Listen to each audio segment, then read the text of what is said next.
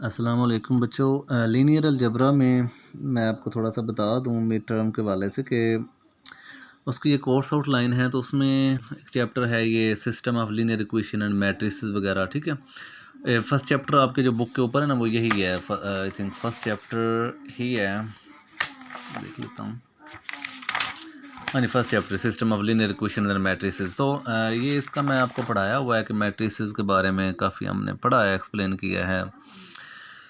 तो मैट्रिसेस में से किसी तरह के भी एमसीक्यूज़ हो सकते हैं, या सिस्टम ऑफ लीनियर इक्वेशन या मैट्रिसेस, इनमें से किसी टाइप के भी एमसीक्यूज़ की डेफिनेशन मैट्रिसेस की लेके वहाँ उसकी टाइप्स हैं, इन्वर्स निकालना वगैरह, मतलब कि या उसकी थ्योरी को रीड करें। उसके बाद न्यूमेरिकली भी उसके कुछ छोटे मोटे क्वेश्चन हो सकते हैं। ठीक है, तो ये आपको आना चाहिए। उसके बाद डिटर्मिनेंट जो है वो हमने पढ़ा। डिटर्मिनेंट्स भी फर्स्ट ईयर में भी आपने पढ़ा है, जैसे मैट्रिसेस का भी मैंने बताया। तो इसमें से भी इसके बारे में भी थोड़ी थ्योरी वगैरह पढ़े, और डिटर्मिनेंट को मतलब इनका सॉल्व करना, डिटर्मिनेंट कैसे लेते हैं, 2x2 का, 3x3, 4 का, 86। ठीक है, ये आपको थोड़ा पता होना चाहिए डिटर्मिनेंट सॉल्व करना। इसके अलावा इसकी भी थोड़ी थ्योरी रीड कर लीजिएगा, इसकी टाइप्स वगैरह। उसके बाद ये मैट्रिक्स और डिटर्मिनेंट्स में से एमसीक्यू जितने भी होंगे बच्चों वो आपको करने चाहिए। ठीक है, आपको इस काबिल होना चाहिए कि वो आप कर सकें। वो बहुत ज़्यादा आई थिंक स्टैंडर्ड के नहीं होंगे, बहुत ज़्यादा एक्स्ट्रा स्टैंडर्ड के जो आपसे सॉल्व ना हो सकते हों। आप लोग डबल मैथ फिजिक्स वाले हैं तो आपको वो कर लेने चाहिए। ठीक है, वो अब ये नहीं कि जो मैंने आपको मतलब नोट्स भेजे हैं, जैसे मैं दूसरे सब्जेक्ट कैलकुलस 2 में भी एक मैंने भी वीडियो बनाई है ना मिड टर्म के वाले से, तो उसमें भी ये बता रहा था कि ज़रूरी नहीं कि वहाँ उधर से जो रटा है वही आपका इधर काम आ जाए। वो क्वेश्चन नहीं भी हो सकते हैं, लेकिन उस तरह की सिंपल चीज़ें हो सकती हैं, या कुछ दरमियानी चीज़ें जो आप सॉल्व कर सकते हों। ठीक है, आपको समझ आने वाली हूँ। तो ये अब मैट्रिक्स डिटर्मिनेंट्स के वाले से आप ऐसे ही इनकी थ्योरी रीड करके, इनकी डेफिनेशन, इनकी टाइप्स, इनवर्स वगैरह हैं, डिटर्मिनेंट हल करना वगैरह आ सकता है, छोटे छोटे क्वेश्चन की इसका डिटर्मिनेंट क्या है ये बताएं लेके वगैरह। ठीक है, ये करने के बाद अब वेक्टर स्पेस का ये थोड़ा सा पोर्शन था जो मिड टर्म में था। तो मैं ये चाह तो ये रहा था कि ये यहाँ तक कि मिड टर्म बनाऊँ, लेकिन फिर मैंने वेक्टर स्पेस में भी 2-3 टॉपिक जो है ना वो उनको भी कवर करने के लिए कुछ थोड़े से एमसीक्यूज़ बना दिए हैं। वो कोई इतने ज़्यादा नहीं होंगे, ज़्यादा मोस्टली आपका पेपर यहाँ पे ही कंटेन करता है। यहाँ पे थोड़ा सा आपको बता देता हूँ। वेक्टर स्पेस बेसिकली मैं ये चाह रहा था कि मिड टर्म के बाद ही मैं स्टार्ट करवाऊँ और एक रिदम से हम वेक्टर स्पेस को पढ़ें और आगे जो भी चीज़ें हैं।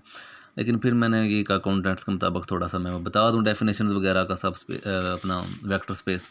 तो आपके पास बुक होना ज़रूरी है बच्चों। बुक के ऊपर जहाँ वेक्टर स्पेस का जो है वो स्टार्ट होता है चैप्टर, वहाँ पेज नंबर 184 के ऊपर। मतलब मैं थोड़ा सा आपको बता रहा हूँ कि मिड टर्म में किस तरह के एमसीक्यूज़ हो सकते हैं। कोई हल्का सा यूँ समझ लें कि गैस मैं आपको बता दूँ, बिकॉज मैंने चैप्टर आपको पढ़ाया नहीं, मैं मिड टर्म के बाद इसे कंटिन्यू करना चाहता हूँ।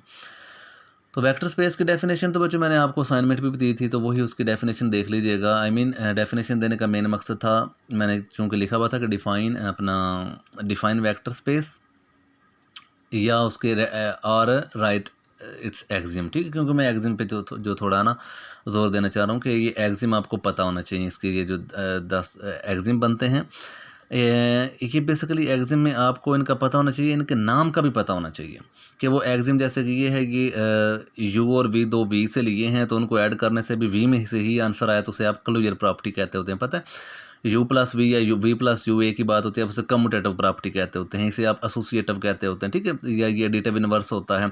तो इन चीज़ों का आपको पता होना चाहिए, ये प्रॉपर्टीज़ के नाम भी पता होना चाहिए। तो इस चीज़ को आप अगर जो मैं बता रहा हूँ कि इन प्रॉपर्टीज़ के नाम भी होने चाहिए, इसको थोड़ा सा गौर से आप पढ़ेंगे, को थोड़ा सा टाइम इसको देंगे, तो आपको वो एमसीक्यूज़ भी समझ में आ जाएंगे, कोई ख़तरे वाली बात नहीं है। इसके बाद सब स्पेस की डेफिनेशन देख लीजिएगा, पेज नंबर 191 के ऊपर है बुक सब स्पेस की डेफिनेशन। बस एक बार देख लीजिएगा, बाकी आपको इतनी समझ नहीं भी आएगी तो मैं मिड टर्म के बाद थोड़ा सा उसको करवाऊँगा। फ़िलहाल आप कुछ चंद एक एमसीक्यूज़ होंगे उनके लिए इन चीज़ों को मैं बताना चाह रहा हूँ कि आप लोग देख लें। अच्छा जी, हाँ, पेज नंबर 195 के ऊपर ये लीनियर कम्बिनेशन भी, चूँकि वो उधर लीनियर कम्बिनेशन भी है।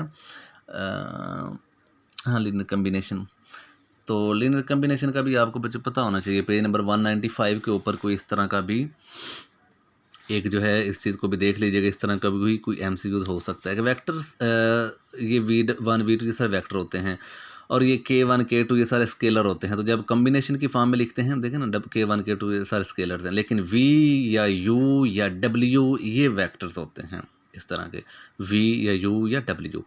तो उनके साथ स्केलर जो भी यहाँ K1 K2 या ABC या कुछ भी दिए हों उनको मल्टीपल करते हैं स्केलर वेक्टर, ठीक है। ये K या A या B या C बच्चों ये स्केलर होते हैं।